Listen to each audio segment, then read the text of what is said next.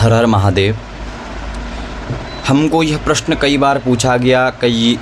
भक्तजनों ने हमको कॉल के माध्यम से पूछा और हमको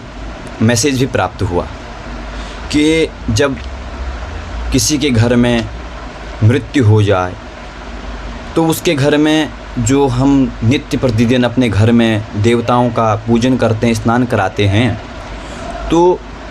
वह स्नान क्या हम उस सूतक की स्थिति में भी कर सकते हैं? तो उसी विषय को लेकर के मैं आपके बीच में प्रस्तुत हुआ हूँ।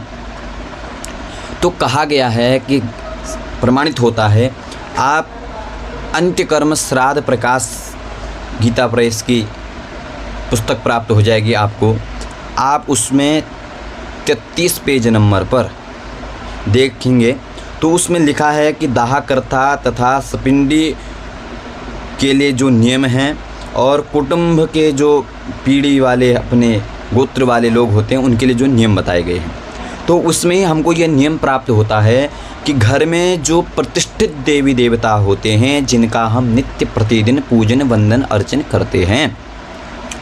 तो उस परिस्थिति में, उस सूतक की परिस्थिति में बोले हमको नहीं करना चाहिए। तो बोले अब कौन करेगा फिर उनका पूजन? तो कहा कि या तो किसी ब्राह्मण के द्वारा करवाएं, अगर वह व्यवस्था नहीं बन पा रही है तो बोले अपने गोत्र से भिन्न वाले गोत्र वालों से करवाओ, अगर वह भी व्यवस्था नहीं बन पा रही है तो अपने जो भगवान के विग्रह हैं उनको किसी के द्वारा, अपने गोत्र से भिन्न वाले के द्वारा देवालय में जा कर के पहुँचाओ और 12-13 दिन पर्यंत